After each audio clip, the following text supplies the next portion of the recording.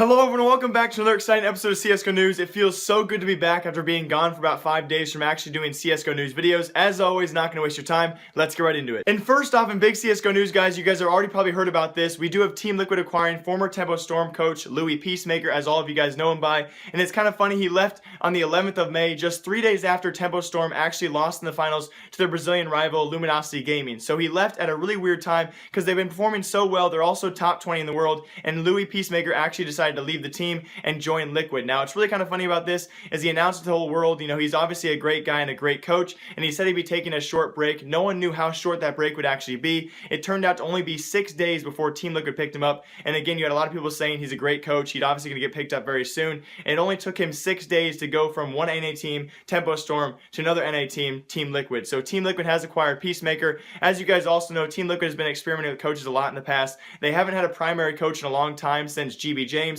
After GB James came along, they also practiced out with Trip, and they have not had a primary coach actually working for them in a long time. So the best of luck to them. They have acquired Peacemaker in a big trade there. In other big NA CSGO news, we had former Optic Shahzam joining Team Echofox officially now. He'd been staying in for a long time, and he's now officially moving into Echofox's roster and replacing Mo, who is now going to manage. So we have Mo, who's moving from being that main opper to now promoting the team, managing the team, and that's where Shahzam comes in. They did not choose to pick up Freakazoid or anyone else. They actually picked Shahzam, which is kind of interesting here. So good for him, and he will be actually used in upcoming ECS matches and also throughout E-League, which starts next week. I'm very excited for this. It starts Tuesday the 24th, I believe, and then some matches also again Friday the 27th. So next week, guys, watch out for E-League on TV. Going to be absolutely amazing. And also, Echofox is still using a stand-in player by the name of Ichabon. I've touched on him in the past. I didn't really know how to pronounce his name, but Ichabon is still standing in for the team because they have removed A2Z from their roster as well. So Ichabon is not on the team roster officially, but Shahzam now is. And in possibly the biggest CSGO news of the past few days, we did have a big trade going on between the top two teams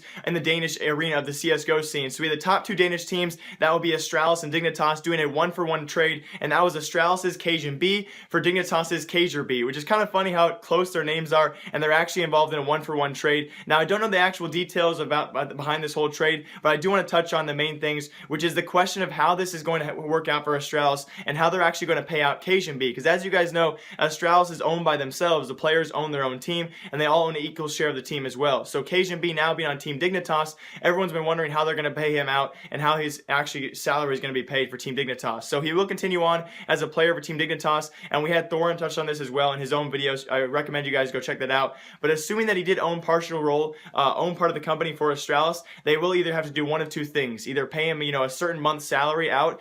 Basically, when you have these women in the workforce where they go on maternity leave. So if you have a child, you get paid leave. That kind of thing. They might be doing that for him. So he basically gets his salary for Dignitas, and he also gets a paid salary from Astralis for not even playing for them until a certain amount of time expires.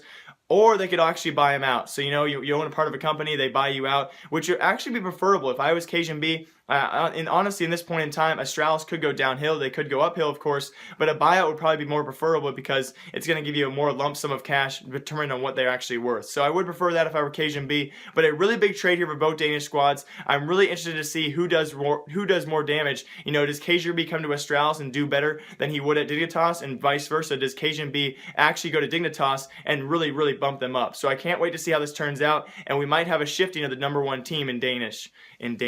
Danish isn't a country. I meant to say we might have a shift in the #1 Danish team. Sorry. Next story. And as a lot of you guys may know, the first sponsor I got for apparel, the first team to actually send me a sweatshirt, some shirts, and a hat on this channel was SK Gaming. So I do have a soft spot in my heart when it comes to them. And SK Gaming is one of those teams that I feel is going to have a roster change sometime soon in the future. And here's my evidence for that. Now, this past weekend in the SLI Invitational, they lost 2-0 not only to Hellraisers, but also to Worst Players. If you guys don't know who Worst Players are, they're a team put together by the former Liquid Symbol player, Liquid Symbol himself, a really scroungy group of players. And yes, SK Gaming lost 2-0 to Hellraisers and also 2-0 to Worst Players. So two teams that, Hellraisers is a really good team there as well, but Worst Players a newly formed team, and they lost 2-0 there. It's been downhill ever since Season 9 of the CEVO Finals. If you guys don't remember that tournament, SK Gaming was heavily favored by a lot of people to actually win the tournament. Now, they did make it all the way to the finals. They got second place. They lost to Tempo Storm 3-1, but ever since that day, it's been downhill the past few weeks for SK Gaming, especially when they've lost to teams like Orbit, the formerly formerly known as Team Mortal Kombat, another group that's a lower tier team, but still they lost to them, and also teams Epsilon as well. So ever since that season 9 finals of SEVO, they've lost a lot of matches they shouldn't be, and SK Gaming, one of those teams that's renowned to have a really good organization, but their CSGO team has really been struggling, so I expect a roster change sometime soon for SK Gaming, and hope the best for them as well. And the very last thing I want to touch on was actually last night's matches. We had some just random match play, best of 3 series between Navi and a team called Dobry&Gaming, a team I've actually never heard about. I really want your guys' opinion here. Dobry&Gaming, a team that came out of nowhere. That was their first game, I believe, as a team together last night. They beat Navi, probably a top 3 team in the world. They beat Navi in a best of 3, 2-1. Obviously, that's how it usually goes.